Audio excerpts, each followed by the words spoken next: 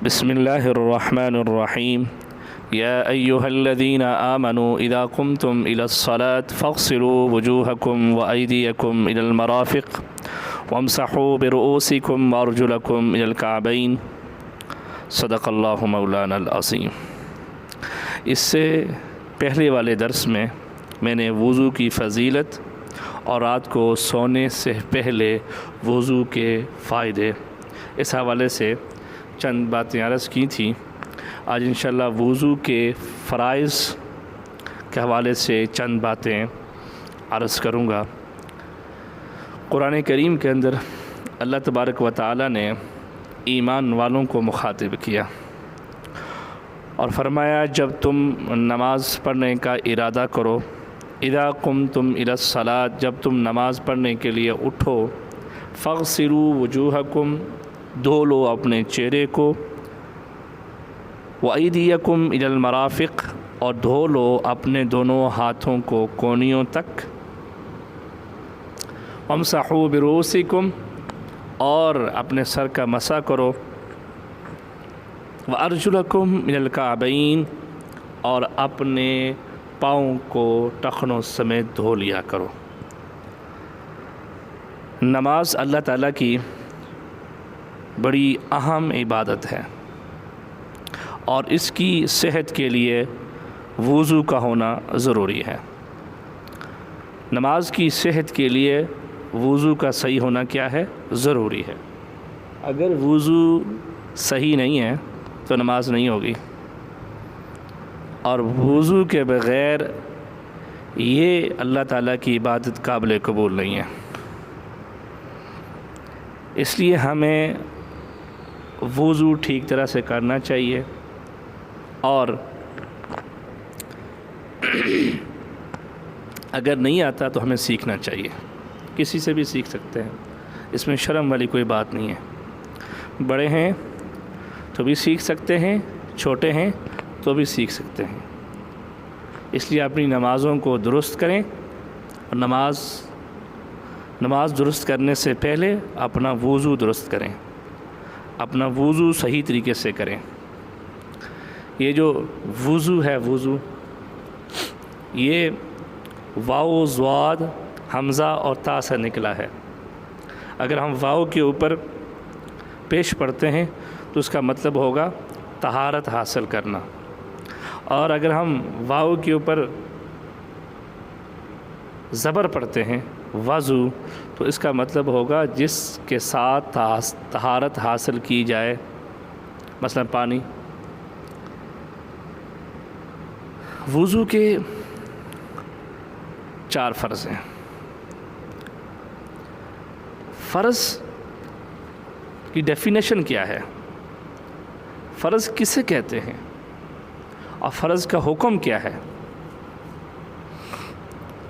فرض کی ڈیفینیشن یہ ہے کہ جو دلیل قطعی اور حدیث متواترہ سے ثابت ہو۔ دلیل قطعی یعنی قرآن مجید سے۔ ابھی میں نے آپ حضرات کے سامنے ایک آیت کریمہ تلاوت کی جس کے اندر اللہ رب العزت نے وضو کے فرائض کے حوالے سے حکم دیا، تو معلوم یہ ہوا کہ وضو کے جو فرائض ہیں یہ قرآن مجید سے ثابت ہے۔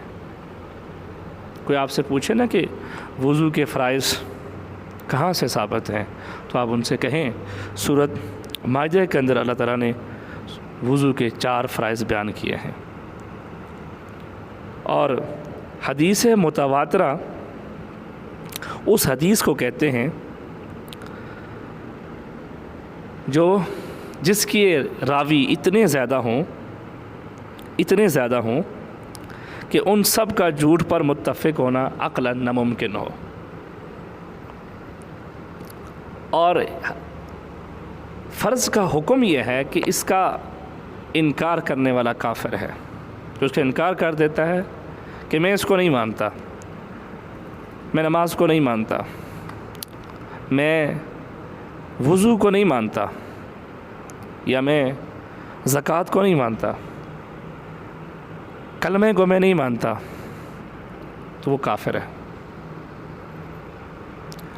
اور اس کا چھوڑنے والا فاسق، فاجر اور گناہ گار ہے۔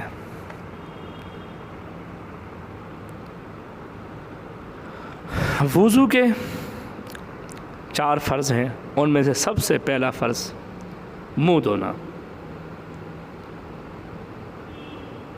پیشانی کے بالوں سے لے کر تھوڑی کے نیچے تک، اور ایک کان کی لو سے دوسرے کان کی لو تک اس طرح دھوئیں کہ سب جگہ پانی پہنچ جائے اچھی طرح سے۔ اگر داڑھی گھنی ہے تو پھر جلد تک پانی پہنچانا ضروری نہیں ہے، اور اگر داڑھی گھنی نہیں ہے، جلد نظر آ رہی ہے، تو پھر جلد تک پانی پہنچانا بھی ضروری ہے۔ اگر نہیں پہنچائیں گے تو وضو نہیں ہوگا۔ اسی طرح نمبر 2، دونوں ہاتھوں کو کونیوں سمیت دھونا، اور نمبر 3، سر کا چوتھائی مسح کرنا۔ چوتھائی حصے کا مسح کرنا یہ فرض ہے، اور پورے سر کا مسح کرنا یہ سنت ہے۔ لیکن کوئی آدمی ایک ہاتھ سے سر کا مسح کر دیتا ہے تو اس سے فرض ادا ہو جائے گا، لیکن اس کو عادت بنا لینا یہ درست نہیں ہے، یہ جائز نہیں ہے۔ اور چوتھائی سر کا مسح اگر کوئی آدمی کرتا ہے تو اس سے بھی فرض ادا ہو جائے گا، لیکن پورے سر کا مسح کرنا سنت ہے، اور پورے سر کا جب مسح کرے گا تو اسے سنت بھی ادا ہو جائے گا، یہ افضل ہے۔ اور سر کا مسح کس طریقے سے کرنا چاہیے؟ اپنے دونوں ہاتھوں کی انگلیوں کو پیشانی کے بالوں پہ رکھیں اور گدی کی طرف لے کے جائیں، اور پھر گدی سے واپس آگے کی طرف لے کے آئیں، اس سے مسح ہو جائے گا۔